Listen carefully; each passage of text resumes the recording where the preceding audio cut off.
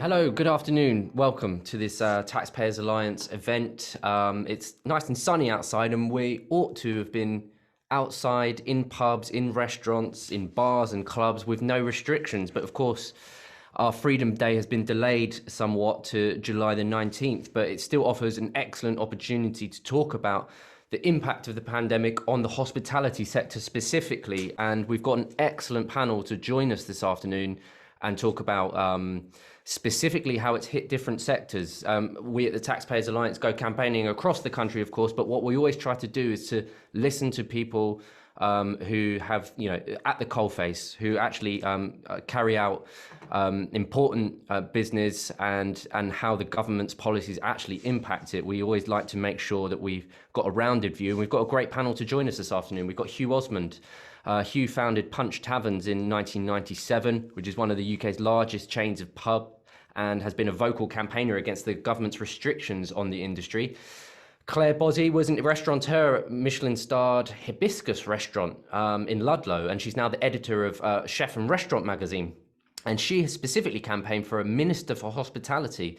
And given that the sector's taken such a hammering, it's a very interesting one to explore later on. And last but not least, of course, we've got Emma McClarkin, who was an MEP and has been Chief Executive of the British Beer and Pub Association since 2019. And it is my favourite of all the associations.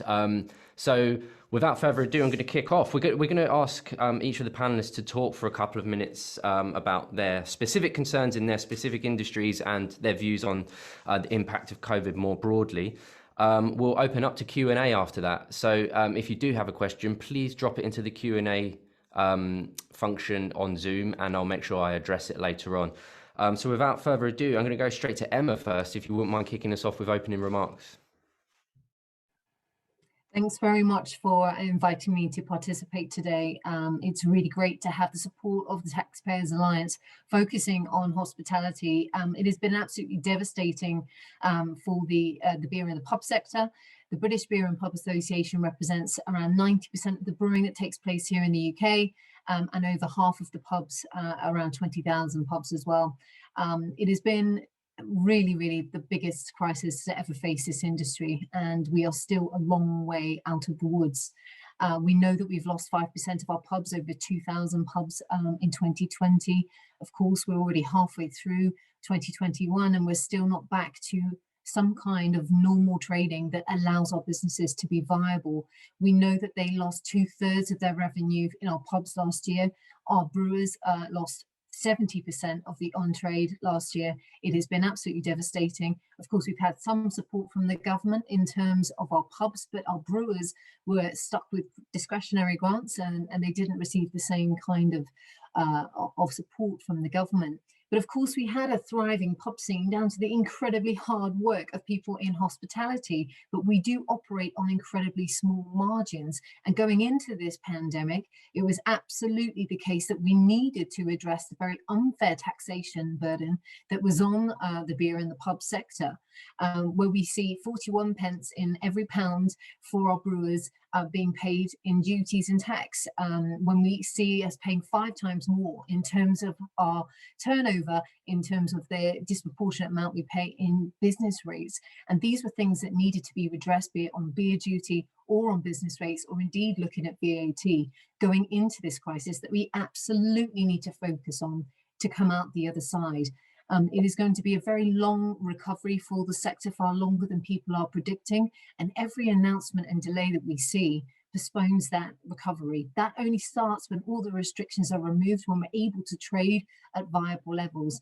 And of course, there are over 900,000 jobs in the beer and the pub sector that are dependent on us being viable businesses. And so it is absolutely crucial that we see not only this holiday in terms of a VAT discount, but we are campaigning for a permanent reduction in VAT, and that we look at creating a fair tax environment to allow these businesses to not only recover, but to get to stability and then hopefully to sustainable growth. Emma, thanks very much. Just before I hand over to the next speaker, I just wanted to talk briefly about the extent to which pubs in particular have bent over backwards to be COVID compliant, and they've invested in lots of perspex screens, one-way systems and all the rest of it. How much of that are they feeling was actually worth it? Because we've seen conflicting advice now, of course, saying that the Perspex screens might be more harm than good. Well, there was no other way. If we wanted to open our businesses, we had to comply, and that came at a huge amount of money, a huge investment put in, over 500 million to make our pubs COVID secure.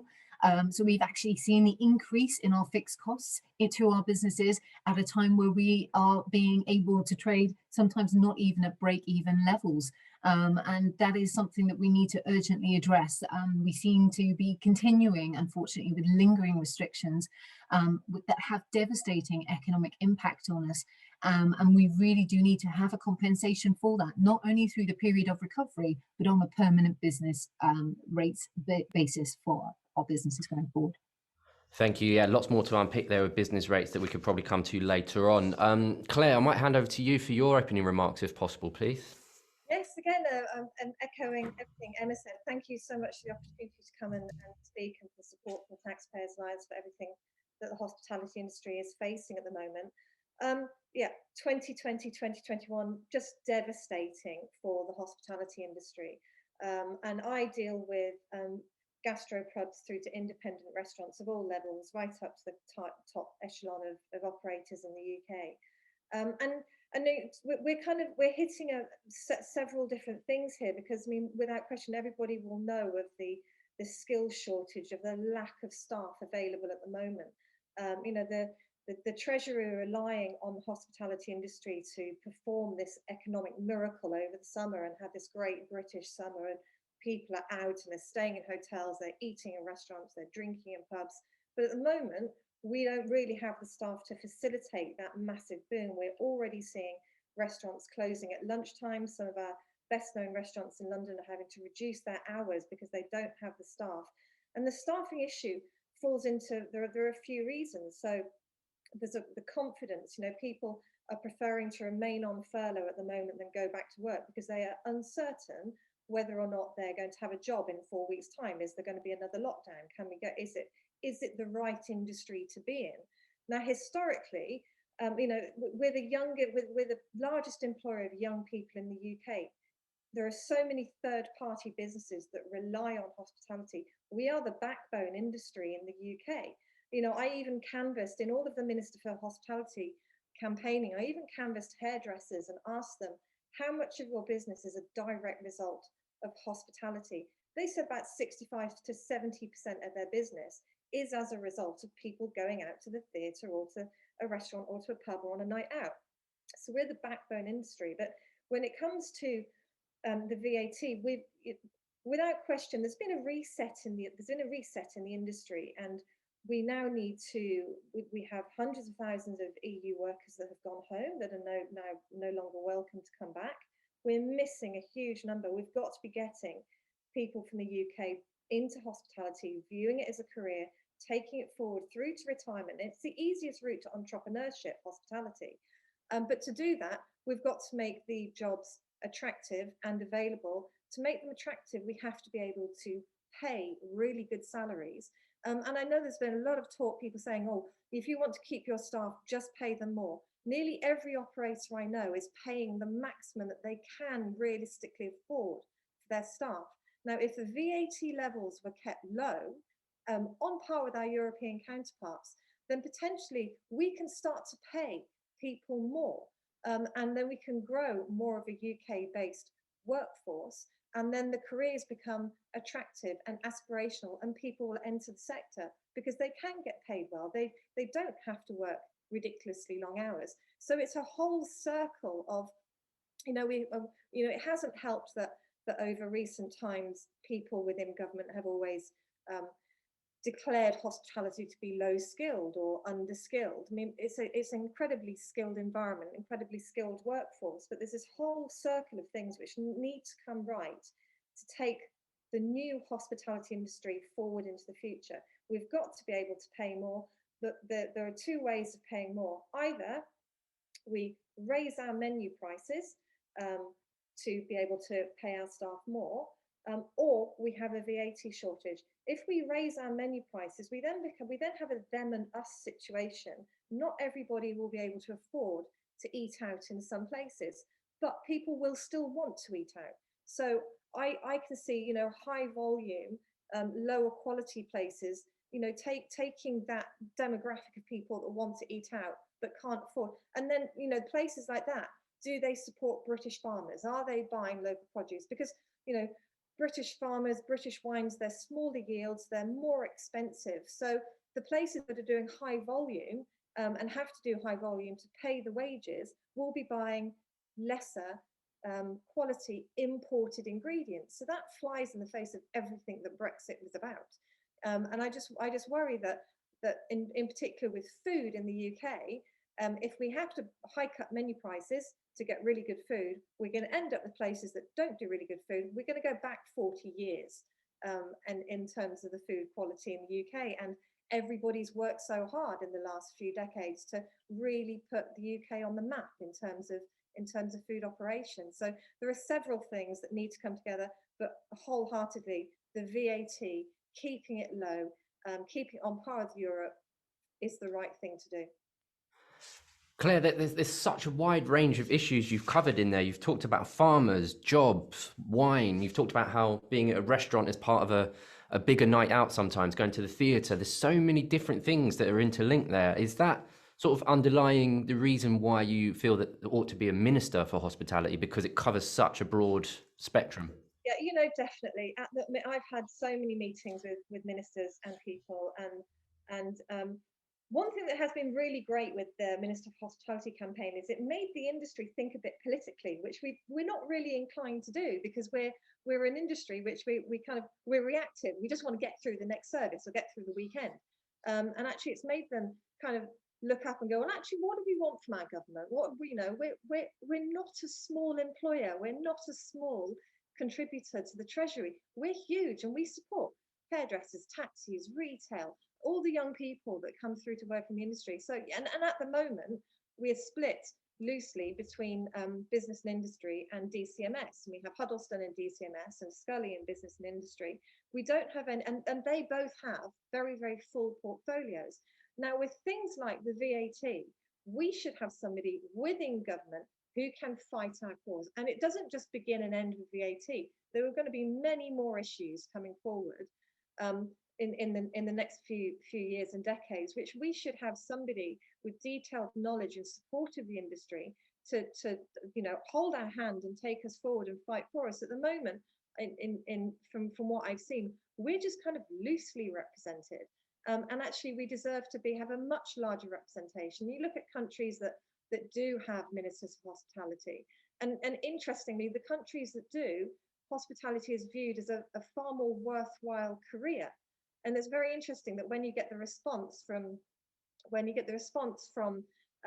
government, and you get the respect from government, then all of a sudden the general public, you know, would like their children to be within the profession. So there are so many reasons that we need a minister for hospitality, and it's I said, we had the debate in Parliament, we had a follow-up in Lords. At the end of the day, it's Boris Johnson's decision at the moment. I am also talking to the Labour Party about their position, because we don't know who the next government is going to be. We don't know who is going to be. So it's diligent to also be speaking to Sir Keir Starmer and his ministers. And interestingly, his shadow ministers, I've found throughout all of this process, have really demonstrated a very, very good understanding of the hospitality industry and the issues facing it. Fascinating. Thank you, Claire. And absolutely right. Every good campaign is cross-spectrum and cross-party. If you've got to speak to everyone, that's absolutely right. Can I pass over, last but not least, to Hugh with your opening remarks, please? Hi, Hugh. Yeah, hi everybody, and I completely endorse Claire and Emma's remarks, and big supporter of Claire's campaign there. And I'd like to echo that by saying, when I first started in hospitality, you know, back after Noah had just built his ark, that it was the kind of career that the parents didn't really want their children to do. It was kind of the last of the last if they couldn't do anything else. So when I said to my parents I was actually giving up medicine because I thought hospitality was a lot more enjoyable, you can imagine the reaction. And it has gone from those days, and by the way, left a career in medicine to kind of try and actually run my own pub. Largely failed at the first couple, but things got better. But it's gone from there to be, one of the UK's absolutely standout industries, and we have some of the best restaurants, pubs in the world. And one of the reasons people come to the UK, one of the most visited countries in the world, it is now a thing to do in all the guides, is you must visit an English pub. But equally, the high-end restaurants are as good as anywhere in the world, and the mid-range restaurants. And it has turned from being this thing that was, yes, well down the list of any parent, what they'd want their child to do, to becoming an absolutely top industry. 3 million people, huge turnover. I mean, far bigger than industries like farming or fishing or whatever in terms of employment, that get much more government attention. And whether it's skilled or not, and it is obviously highly skilled at the higher levels, the thing that we can do, hospitality does, it's one of the best jobs that anybody who's prepared to be a reasonably nice person and work reasonably hard can do straight out of school or university. We take people 18, take people 21, we take them with no skills at all. And within 3, 4, 5 days, and I was just talking to somebody last night in one of our places who was so excited that after 3, 4 days, they'd actually got their own key to the till, they could put their own orders through and things like that. So after 3, 4 days, they're starting to actually be a real contributor. And within, perhaps 6 months, they can move up. And within a year or two, if they wanted to, they could go off and open their own place. And even if they then go into another career, they will have incredible skills that will be useful for the rest of their lives. You take people that perhaps a little bit shy or a little less good at dealing with people. And if you're front of house, you have to learn how to cope with people. You have to learn that you will sometimes get compliments. You will get compliments for providing good service, and sometimes you will get shouted at for providing bad service, and sometimes you will get complaints even if you provided good service. And you have to learn how to be nice to people and deal with people and people all walks of life. And those social skills of how you deal with people, whatever career you go into afterwards. I mean, if I'd gone back into medicine, I'd have been a better doctor because I'd have been better at dealing with people at the bedside. My bedside manner at 18 otherwise would have been awful. But if you go into business or anything else, and hospitality provides this fantastic route for people coming out of school and university. You don't need to be wealthy. You don't need to be highly trained. You don't need to have a top degree. You have to enjoy working with people and be prepared to work reasonably hard. And we can, the industry can train people up and turn them into something where they could have their own business, or they could progress to the top of, a serious company. And there's almost no other industry that does that. And it's huge. 3 million people employed, mainly young people, average age like 23, 24. And as I say, it's a worldwide success. So I think that the government has not actually, I'm afraid, in general, governments both have not caught up with how important and how prominent UK hospitality has come. I mean, we have an immensely positive balance of trade. We take a huge amount of tourist spend. We bring income to the country. It's not some local thing where it's just, people having fun. We're effectively an export, even though it doesn't appear it. We take a large amount of the tourist pound, and we attract tourists to the country. We bring investment in. People like the UK as a place to invest because their employees have good hospitality to go to. It's one of the reasons why London is a fantastic financial centre, and Paris, Frankfurt, and the other place that compete have not managed to compete, because when you talk to people who work in those banks, they love the hospitality offer in London, the theatres, the restaurants, the pubs, and all the rest of it. So we make this huge contribution. In the last 2 years, we've basically been hung out to dry by the government. They have put money into schemes like furlough. It was great for a month or two, but it was not fit for purpose for a year or two. And there is a lack of understanding, I'm afraid, and here I slightly disagree with that. I think there's a lack of understanding on both sides of the house as to really what hospitality involves. They understand, there's been a huge lobby group for years and years from the property industry or from farming. They understand what that's about. If you get into, talking with educated people who are ministers or shadow ministers, when you actually say, do you understand the basic economics of a pub or a restaurant? If you say, do you realize that in a cup of coffee, why is a cup of coffee, £3 when the cost of the coffee itself is like 8p? Most of that is the labor cost, and the rest is rent and rates and all the rest of it. So we'd love to pay people more, price of coffee will go up. And they say, oh, wow, I hadn't really thought about that. And you're thinking, wow, you're like a minister, but you've never thought as the basics of the hospitality is even if you buy a bottle of beer and you sell it over the bar, what's that made up on? What is your real cost? They haven't thought about any of that stuff. So I really think that we've got huge amounts to contribute to the recovery. We're a massive employer of young people, which is the class of people who've been most disadvantaged by what's happened. They're not the people least affected health-wise, but the most disadvantaged: education, jobs, everything the industry hit. We've got a huge role to play in the recovery, and we actually need a government minister. We need government to support us coming out, not in terms of handouts, but we just need the right tax environment. So, with rents and rates and VAT and, alcohol tax and all the other things, they need to actually sort of understand and take a proper approach that enables us to flourish again and go back more than what we were before, but to become this kind of centre of excellence that attracts people to the UK, employs all these young people, and does all the good things. It's a brilliant, brilliant industry. It's an industry where you can be a success and rise to the top simply by being somebody that provides fun to the general public. I mean, how many businesses are that where you are making money, making a success out of giving the population a fun time? It's the best industry ever, and it'd be brilliant if the government got to grips with it a bit better on the back of this crisis. Maybe we should, instead of calling it a minister for hospitality, we should call it a minister for fun. It's a good idea. That was Monty Python, wasn't it? Indeed. Hugh, my dad was a publican, so this issue is very sort of dear to my heart as well. And something you said really struck home with me, because I remember he always used to say it. When somebody's, grumbling about the price of a pint in a pub, they're not really sort of aware of the extraordinary costs that are on the other side of the bar, business rates, the heating, the lighting, and all the rest of it. It's fascinating you say that politicians don't get that. That's got to be immensely frustrating, right? That they just simply don't understand how a normal business operates. Yes, I've been shocked by it through this pandemic. I'm not generally, haven't been prior to now particularly politically active, so I don't engage with politicians in my normal daily life, or hadn't particularly before.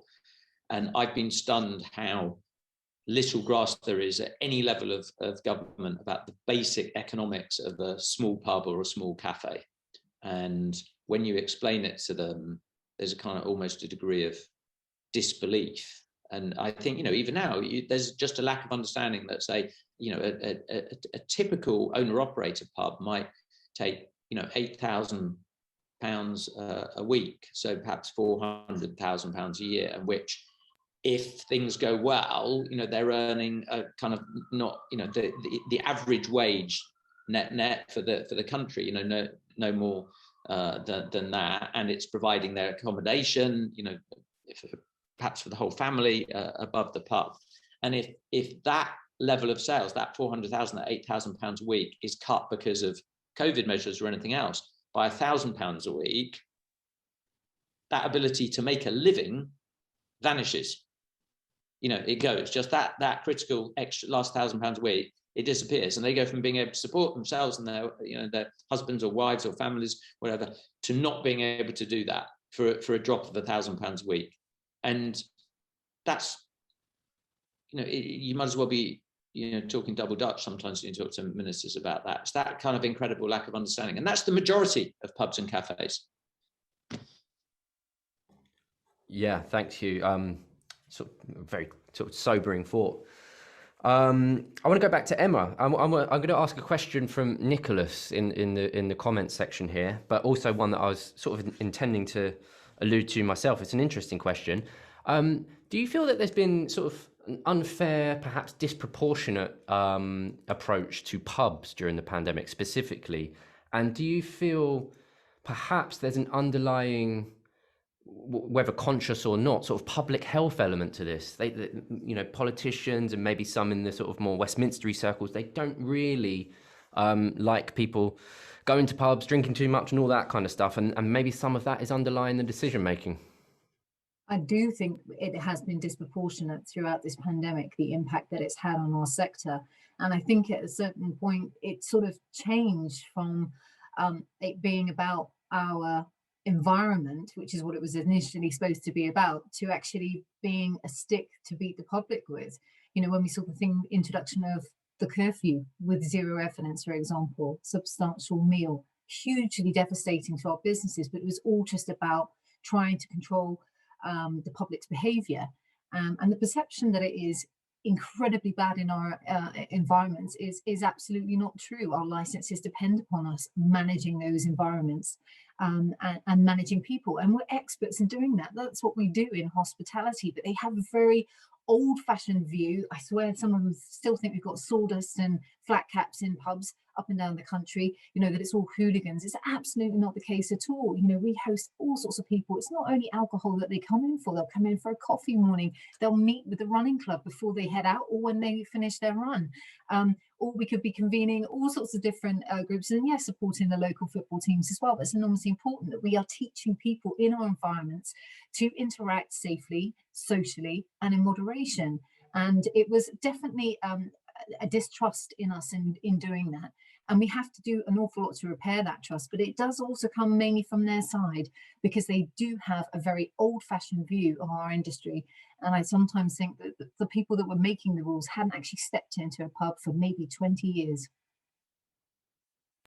Yeah, interesting. And also, you've touched on it there, but the pub can often be at the center of a community, right? It's very important for people to interact and combat things like loneliness, all of these kind of things. I'm not really sure that politicians appreciate that sometimes. What do you think, Emma? It's far beyond what we also bring economically than what we bring to social value.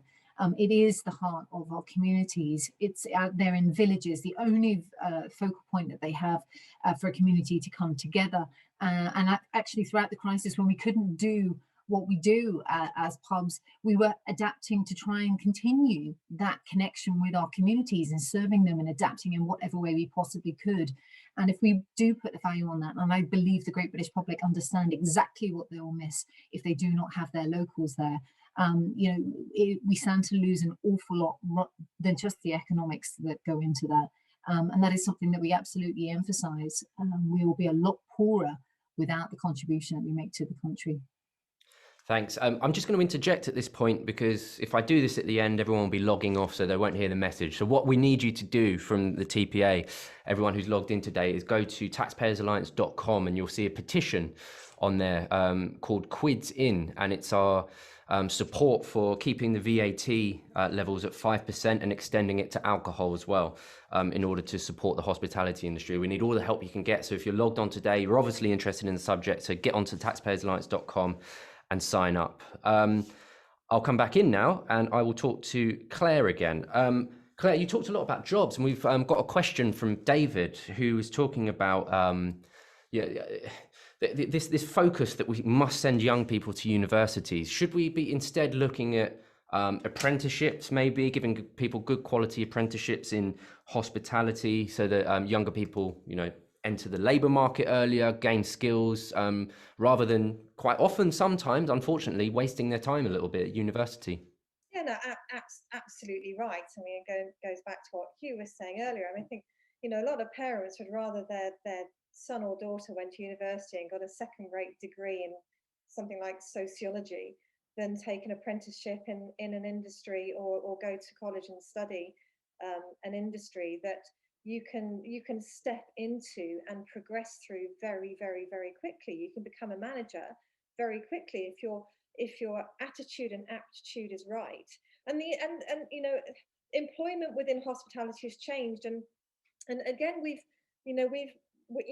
not faultless, the hospitality industry. And over over time we have allowed ourselves to be labelled, and that there have been issues which we're putting right. So, you know, the long hours, the low pay, that's all changing now, and the pay is having to increase.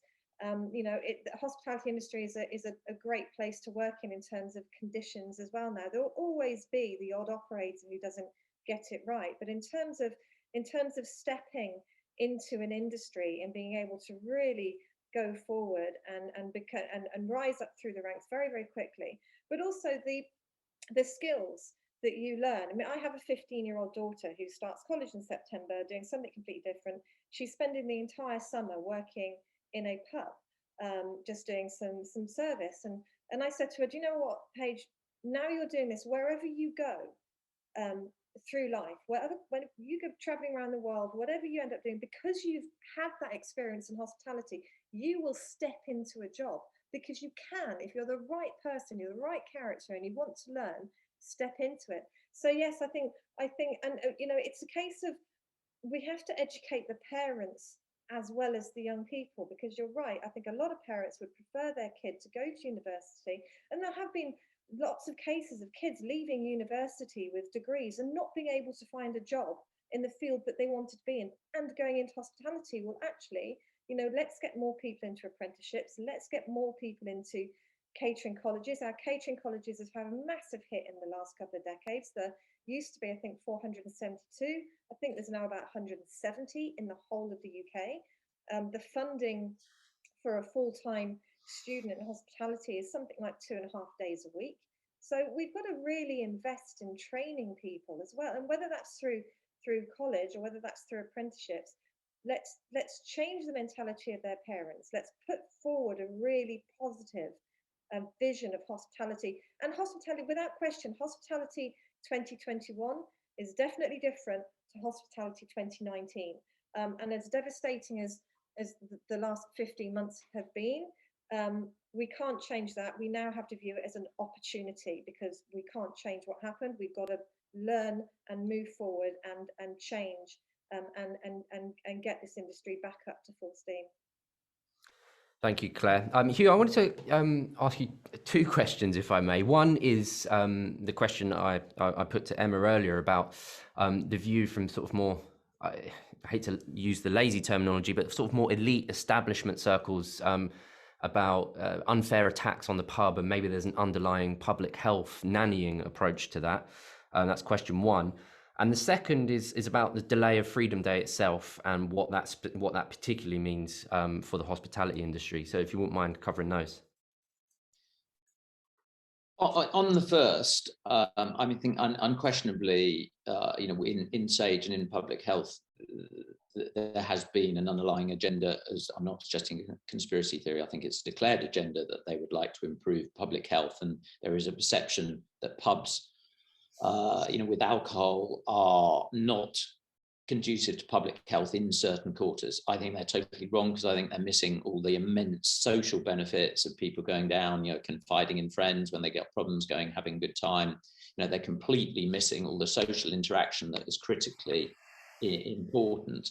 There was also a view, and I didn't realize this at about halfway through the pandemic. Well, it wasn't halfway through, it was kind of during the summer. And this is a curious thing, and it may sound obvious, but I just hadn't really fully absorbed it, that there was a feeling in certain parts of government that it was wrong when people are going to hospital. It was a bit wrong if there were other people still out enjoying themselves.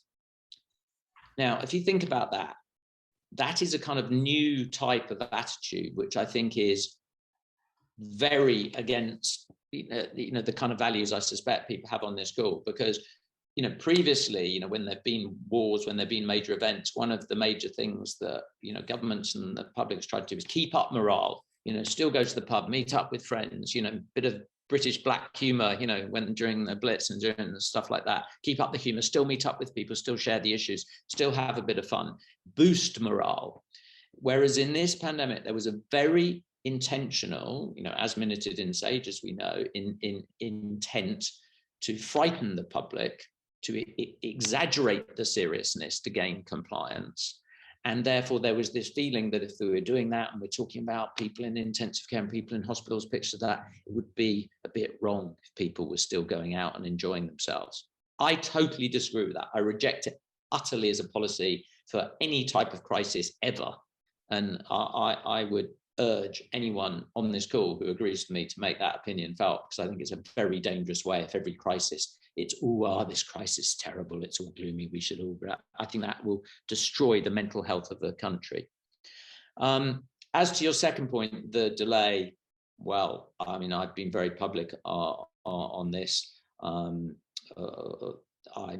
very into, it sounds really dull, I'm really into hospitality and fun enjoying stuff, but I'm really into data, and I always have been. I think it's, I don't know, my brain works that way. I follow the data day by day, the efficacy of vaccine data, the trajectory of hospitalizations, deaths, and so, they were so far below the best case scenario, modeled by Imperial Warwick and School of Tropical Medicine, miles below their best case. And this was obvious 2-3 weeks ago. And so if it was better than their best possible case, I mean, how much better do we have to do to be allowed to open on schedule? It's a total mystery for me, to me, as to how this has been allowed to happen, and with barely a squeak and a whimper. I think it's an utter disgrace. It's not sticking to what was promised. It's a complete waste of taxpayer money to have to fund furlough for this period. I mean, we'd like everybody back off. We haven't got anybody on furlough now. Everybody's back. It's a complete waste of taxpayer money, not opening up fully. And yeah, it's a total disgrace. It flies in the face of every single piece of data that's been released by official sources for the last month and a half. Hugh, thanks very much. I really liked your points on that first question, this sort of intended show of solidarity to sort of, wallow in it all together, when actually we ought to be doing the opposite to show solidarity, which is to cheer one another up. And certainly pubs are very much central to that idea of community and being together. So I fully endorse that. I wanted to come to Claire next and talk about jobs. I've got a question in the Q&A from Barry, who talks about recruitment and the EU and EU migrant workers specifically. There's been a lot of debate, obviously, that Brexit might be causing the sort of shortage of workers. I'm personally not convinced of that case, because we're seeing the same thing in America and even in Germany. But Claire, what's it like on the sharp end in industry? We've lost a lot of skilled workers that have gone back to the EU, and it's not impossible to bring people back from the EU to work in the UK, but I think the rules are that they have to be quite senior positions at a certain salary level. There's lengthy paperwork, there's sponsorship duties, there's legal duties that you have to pay to bring people back in. And like I said earlier, I know several operators that are now having to reduce their opening hours because they do not have the staff. And actually, I find it a shame that we don't have many EU workers left in the UK. I mean, where would the food scene be in the UK if the Roux brothers hadn't been allowed to stay in the UK, and all of the family tree of chefs and restaurant managers and sommeliers that just that one partnership of the Roux brothers are responsible for. I know there's another petition out there to relax immigration rules to allow hospitality workers from the EU to come to the UK, and I completely endorse that. I think we're better for it, for having other cultural influences and experience and skills. Whether it's something government would ever consider, I don't know, because it flies in the face of everything Brexit. But yeah, without question, I don't know an operator. I'm trying to think. I don't think I know an operator that is not looking for staff at the moment. Now, like I said, some of them are still on furlough. I think that furlough, as Hugh said, furlough is not really fit for purpose. It stopped that initial panic, because everybody was like, oh my God, It stopped that initial panic, but what it's done, I mean, I firsthand, I know cases of people who have been on furlough from hospitality for over 12 months and have full-time jobs in other sectors. So they're being paid 80% of their salary for their non-existent hospitality jobs and 100% of the salary doing something else. And in effect, they've been given a year's paid free training. And so some have gone off to work in distribution companies or delivery companies or construction companies, or even started their own business doing something else. And I think, with hindsight, that there should have been a requirement, if you're on furlough, that you remain within that job for a set period of time when furlough ends, and also an opportunity to do some self-improvement within your role. And whether that was virtual learning or whatever, we can always improve in our own jobs. And I think that should have been encouraged. But furlough it's given people an opportunity to get paid from their job and train in another one. Without having to, give up a job and go to college. They've been getting 80% of their salary. So a lot of people aren't coming back. And that, coupled with losing a lot of EU workers, has just created a perfect storm of jobs and situations vacant and lack of people coming into the industry. So it's been a real, several different elements getting to where we are. But I don't know an operator that's not looking for somebody at the moment. Fascinating. Thank you, Claire. I've got a question from Suzanne. Hi, Suzanne. And I'm going to throw it over to Emma, actually. It's about what happens in the winter if there are further restrictions or more lockdowns. Is the industry preparing for that, or are they saying no more, never again? Yeah, we've been trying to talk to the government about this, of course, about their contingency plans for the autumn. And of course, the Prime Minister made a comment only this week that he doesn't rule out further lockdowns this autumn. But it really does beg the question what irreversible means in terms of lifting the restrictions on the 19th of July, which we absolutely have to have. We still have 2,300 pubs that are remaining closed because they cannot open under those restrictions at all. So the future really depends on all of that. But with this permanent question mark hanging over the future of the sector, it's going to be even harder for us to build the confidence to attract people to come and work in hospitality. We have an issue that people do not feel that they will be given enough hours, enough long-term security working in hospitality going forwards, unless we can say we will have consistent hours, we will have consistent trading conditions, and we will be able to do that. So we are asking the government, please talk to us about what you're thinking for the autumn, because it will have a direct impact on our businesses and particularly on the longer term confidence for the sector. Thank you. Yeah, that's fascinating again. Claire, I've got a question from David. I think it's more specifically for you, I guess. What has been the impact of the new wave of apps like Just Eat, Deliveroo, and how has that impacted on the industry? And is it something that, since people have been using a lot of these apps during lockdown, is it something that threatens the industry long term? I'm not sure. It's been really fascinating from my perspective, looking at the industry and how some businesses have remodeled themselves. And taken on, things like Deliveroo and Just Eat and apps like that. And some operators, I've interviewed some operators who are a little bit reluctant to say in public that because they remodeled very quickly and got food deliveries out or meal kit boxes out, coupled with social media and Instagram, that actually for a handful, they're coming out of the pandemic in a financially better position than they were in the beginning of 2020. And there've been some extraordinary success cases in terms of that. And I think that, that there has been a new arm of hospitality that has opened during the pandemic, and that has been the meal kit boxes. And, I spoke to one operator whose restaurant seats 40 people. And he said, you know what, Claire, this year on Valentine's Day, instead of doing 40, I did nearly 400.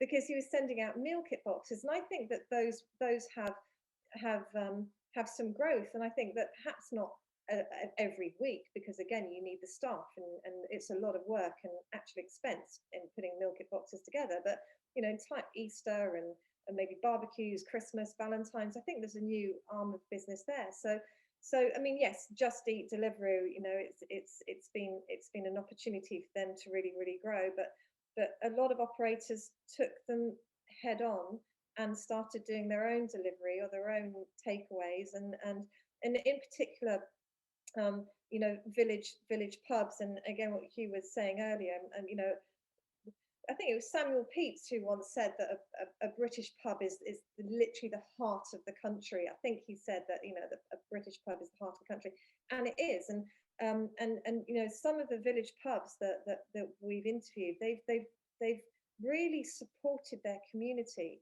and whether that's been with, you know, I know several that have opened shops in a part of their pub, and they've become little farm shops. They've done meal deliveries, they've done meal kits, and it's been lovely to see that places with the community around them that really embrace their pubs. So yeah, Deliveroo and Just Eat will always have a place, but I think several operators did a good job of putting their own versions together, and I think that those will go forward into the future. Thank you, Claire. Hugh, I'm going to do a quick, no TPA session would be worth its salt if we weren't talking about taxes. So I'm going to finish on taxes and just start with you, Hugh. We're obviously talked a bit about the VAT cut and keeping it for a short while or sort of a long while really, and extending it to alcohol. What are the other taxes that really impact on pubs doing business? Well, if it just, I'll come to that question, but if I could just pick up on Claire's. Oh, sure, yeah. It was interesting in Pepys' diaries that, you know, even during proper real plague, where, you know, there were bodies in the street, after a short period, you get a sense that life was still carrying on. People were keeping up morale, they were still going out, they were still visiting places and all the rest of it. And that was in a plague that actually really killed a lot of the people that infected it. It was not something that only really impacted old people. So it's quite interesting reading those diaries and seeing the contrast between the attitude then and the attitude today. But with tax, I mean, you know, given this is a TPA call, I would make the point that hospitality is a huge contributor to the exchequer in all its different ways, with alcohol, with, you know, rates, alcohol tax, VAT, employment tax, etc. We're massive contributors, massive contributors.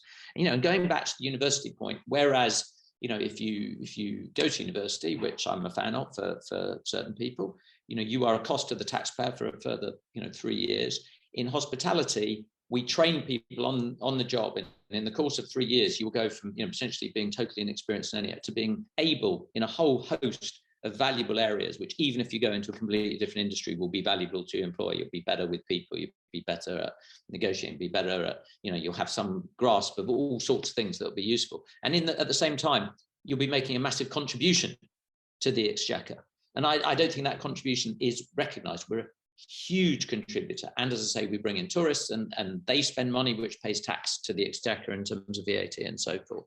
So for the Taxpayers Alliance, I would say hospitality is a net provider of tax, and a far, you know, better, more, you know, friendlier to the Taxpayers Alliance than, you know, many other industries, and certainly universities and things that cost money.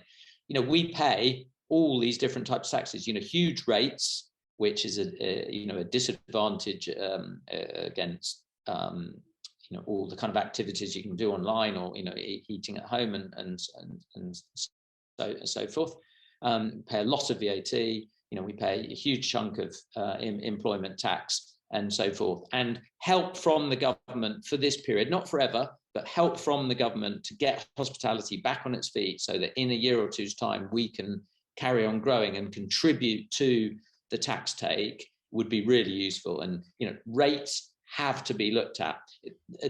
Sorry, I know I don't want to take up all the time, but we would love to take more retail properties that you can now take without a change of planning permission. But one of the massive drawbacks of that is their rates at the moment are not due to be adjusted for 2 years. So I looked at a property the other day where the rates payable were bigger than the old rent. The landlord is offering to cut the rent by 50%, but the rates won't be revalued for 2 years, and we still don't know how that will turn out. That is going to be a major impediment in terms of us reopening closed retail premises as sexy new hospitality premises. So if there is one thing, I mean, the VAT, really important to continue for another 6 months in my view, but if there is one thing to enable the revival of the high street, they have to fix this rates issue. It is a complete mess and totally out of kilter with where rents are today and where retail is today. Superb points. I really like what you say about the contribution that hospitality makes to the exchequer, rather than just talking about the taxes themselves. That's fascinating stuff. Emma, rates, as Hugh mentioned, does real damage. What about alcohol duties as well? I mean, if business rates are a mess, then alcohol duties make them look simple, right? We're paying £1 in every 3 spent in the pub goes to the exchequer. So that really, if you take away nothing else from today, that is how much we are taxed as a sector. But it really is quite shocking how disproportionate the taxation burden falls onto hospitality, and particularly in the area when it comes to business rates. But of course, VAT is a huge one in terms of our incentivizing people to come back to the sector, in terms of businesses being able to either pass on that discount or to actually pay down the debts that they've had and built up through the pandemic. It will be phenomenally important going forward that we have that there, a simple way to go forward, a simple taxation policy that will help all businesses, big and small, because of course the VAT discount at the moment only helps those with food, so it doesn't help our wet-led pubs. And so this would be something that would be very simple, it would be indiscriminate in that way, and it would help all businesses recover throughout this period of time. So we need that on a permanent basis, not only just for the recovery, but in the long term, to actually go ahead and invest in our businesses, as Hugh alluded to, or look at how we can increase our staff's wages, because we may have to cover those increased fixed costs. It means that our businesses can become sustainable for the long haul. But of course, beer duty, 11 times more tax than we pay than Germany. And looking at other countries, they have also cut VAT for alcohol and included that. And it's enormously important that going forward that it does also cover everything in the on-trade, so that we see a fairness coming to that system. But we absolutely need to address that for our brewers that are paying 50% of their turnover in taxes. It's simply unfair. And we need to support our domestic producers going forward. And we should be enormously proud of the reputation that we have in producing beer, but also in our pub reputation. I've done international media throughout the whole of this pandemic. They've had their own bars and pubs closed, but I've had people from Australia, from China, all around the world phoning in going, is the Great British Pub going to survive? That's how important it is. And we will need this kind of tax simplification action to take place to sustain ourselves moving forward and to use it as a springboard. Hear, hear. And I wonder whether, something we've alluded to earlier, whether there's a sort of sinister sort of nannying element to not including alcohol as other countries have. Final word to you, Claire. What other reform is required to help the sector in the long term? I mean, I think it really very much starts with actually having some proper representation in government. I think that could solve a lot of or help solve a lot of problems. And it's not just about problem solving, it's also about championing. Like I said, if Emma's getting calls from Thailand of people concerned about the Great British Pub, no country does a pub like the UK. There's no other country in the world that has got what we've got in pubs, and they try to replicate. Maybe Ireland's got a few good ones, but they try to replicate what a pub is, but we really do have the monopoly on Great British Pubs in the UK. And I do wonder, and again, when Hugh said earlier about ministers perhaps not realising, how much taxation is involved in a plate of scampi and chips, and I do also wonder how much the general public are aware. When somebody buys a sandwich in ordinary times for £8.50, are they aware that £1.70 of that has literally just gone straight away? I don't know how much the Great British public are aware of the burden of really high taxation on one of the sectors, if not the sector they've missed the most in the last 15 or 16 months. Everybody, there isn't a person in the UK, I don't think, that hasn't said in the last 15 or 16 months, I just want to pop out for coffee with my friend. I just want to meet my mate down the pub. I really would like to go to a restaurant. We've all said it. And And the idea that all of those phrases were removed from our vocabulary for such a long period of time during lockdown was just extraordinary. But I think, you know, so much, you know, this whole pandemic has really made the industry, or a lot of people in the industry, stand up and start to demand and ask things from the government. And we need to not get past the 19th of July and just simper back down into not really being involved on a political level as well. So I think that very much needs to happen.